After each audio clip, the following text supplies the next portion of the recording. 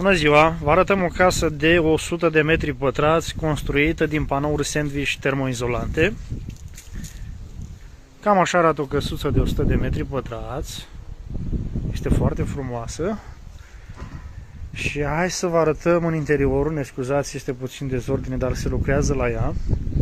Este construită din panouri sandwich termoizolante. Vă arătăm un perete, așa a dorit clientul să fie placat și interior și exterior. Deci avem un panou de 10, în interior de 5, partea exterioară de 5. Ajunge un perete la 20 grosimea peretelui.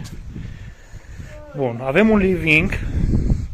Aici sus o să fie vată minerală cu rigips, avem și rigipsul aici. Și hai să vă arătăm căsuța cum arată. Baia o să fie la mijloc, dormitor în dreapta, dormitor în stânga. Se lucrează aici.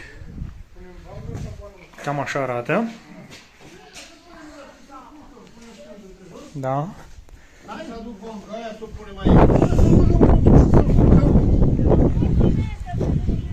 Cam așa arată căsuța.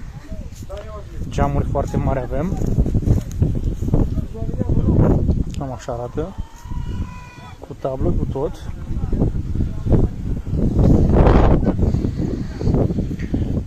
Lasă că cară băieții, doamnă, lasă. Căsuța este lui doamna. Doamna este căsuță. Faceți un salut aici, mamă.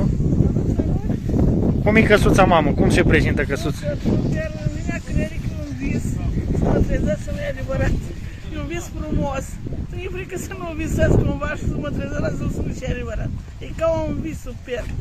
Bravo, lasă stăpâne. Și bine, avem un săpăț extraordinar. Mă rog, la Dumnezeu să stai toți. Mă rog, sănătate, putere de viață. Bravo, Doamne. Doamne ajută la tătărânea să bucure așa cum mă bucuri. Doamne ajută. Doamne ajută să fii gata, să vezi putere foarte multe, că sunt până la multă de viață, trăiți, să tot fericiți. Doamne ajută. Să vă ajute Dumnezeu pe toate drumurile vieții, așa cum a ajutat și mai puteți să vă descoperiți. De asta, Dumnezeu să